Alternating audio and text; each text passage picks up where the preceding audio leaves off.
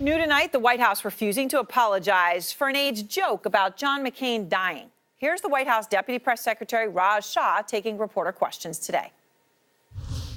Why not just apologize so America doesn't think that that is an acceptable way of speaking inside this White House? Well, I understand the focus on this issue, but it's going to be dealt with and has been dealt with internally. Kelly Sadler told Meghan McCain that she would apologize publicly, and that has not yet happened. Why has that not happened? I wasn't on the call. I was told she made it prior to the story being published. Why hasn't she publicly apologized as she told Meghan McCain that she would? She has addressed it with the family directly.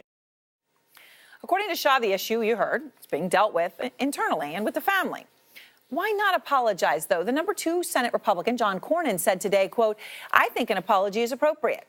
And the number 3 Republican Senator, John Thune, said, obviously what was said was wrong and inappropriate. It would have been a lot easier if they had just nipped it right away, and she came out with an apology.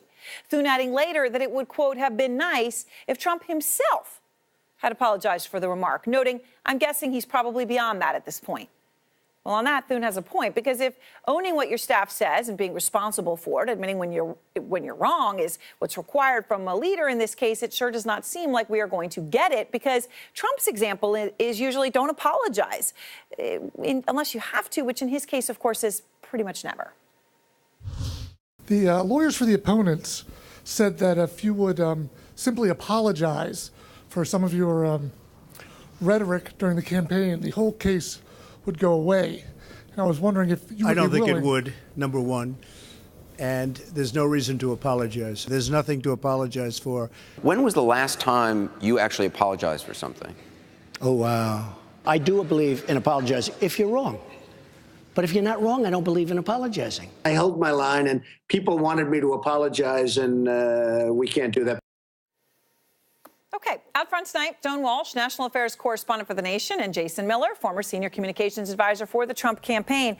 Jason, everybody knows that what was said here was wrong, okay? Cruel, whatever word you'd like to use. Why can't they just come out and say, sorry?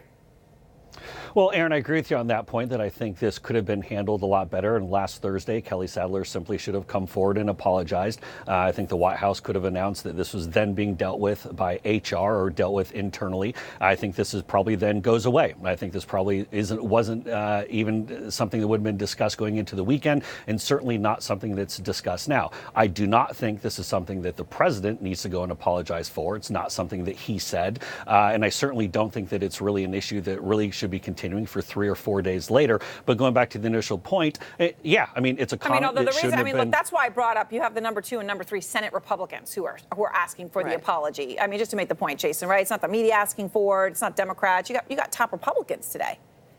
Well, a lot of these folks are getting back into town, and so they're just being asked the question now. But again, like I said, this is something that shouldn't have gone past last Thursday. I mean, it would have been real easy to deal with. Again, it was an unfortunate comment. It shouldn't have been made.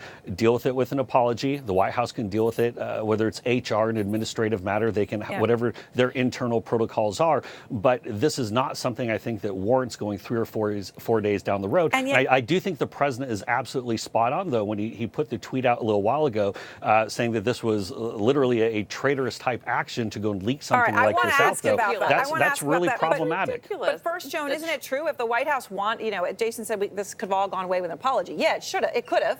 And it should have. But nobody at the White House had her do it. No. That's the truth. Nobody asked her to do it. She wouldn't have defied her boss on telling her to do that.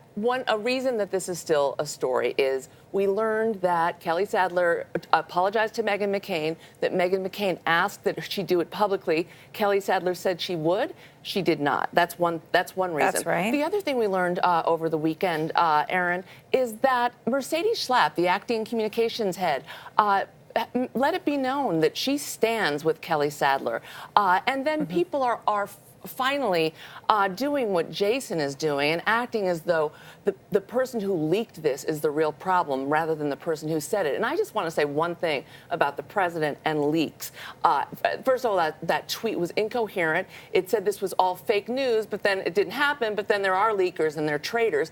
The president then is the number one traitor because, Jason, he actually goes out to the press and he trashes his staff. He did it during the campaign. He trashes his cabinet, sometimes off off the record, sometimes publicly. So this president, this all comes from the top. He hates John McCain. He'll never apologize, and he loves to leak and trash his own people on his own time. So he's got no credibility to attack anyone else in this situation. It's preposterous. Joan, hold on a moment. I mean, a couple of things can be true here at the same time. I very clearly said that these comments were inappropriate and shouldn't have been made. I said that an apology should have been made days ago, and we shouldn't have gotten to this point.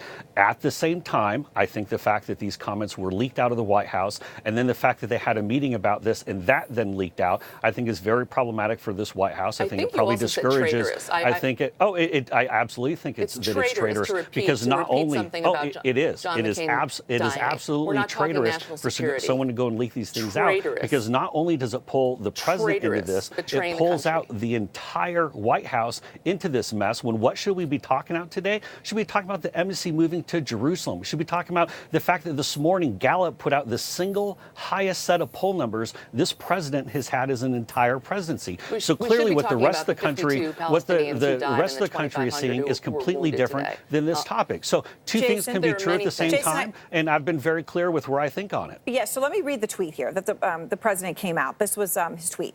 The so-called leaks coming out of the White House are a massive over-exaggeration put out by the fake news media in order to make us look as bad as possible. Again, I'll editorialize here by saying anybody has disputed what was said. So it's not an exaggeration and it's not fake news. However, with that being said, he continues, leakers are traitors and cowards, and we will find out who they are. Jason, Kellyanne Conway just did an interview a moment ago and was asked about whether she and the president had talked about staff changes today about these leaks. And she said, she was asked, do you think there will be staff changes? She said, I do, actually. Yes, I do. So do you think someone's going to be fired over this? And I guess my question is, Jason, then are we really going to say the person who leaked it's going to be fired and not the person who joked about John McCain dying? Well, again, I think there are two separate things. I do think that there's probably a disciplinary measure that goes along with making a comment, like with what Kelly Sadler said. I'll leave that to the HR and the administration folks, so I'm not going to get into trying to play their role. I also think that there's a very severe punishment that should go along with leaking something from the White House. So I think, again, their punishment is probably that's warranted on both. But again, I'm glad to hear Kellyanne make that comment, because it is about time that they track down and find out who some of these leakers are. They're not serving the president well. They're not serving the country well. And if they find out who did this, I hope they throw them out quick. But this is the leakiest White House in there are a lot of people who are doing our this. adult memory. I'm sure Kellyanne occasionally is one of them.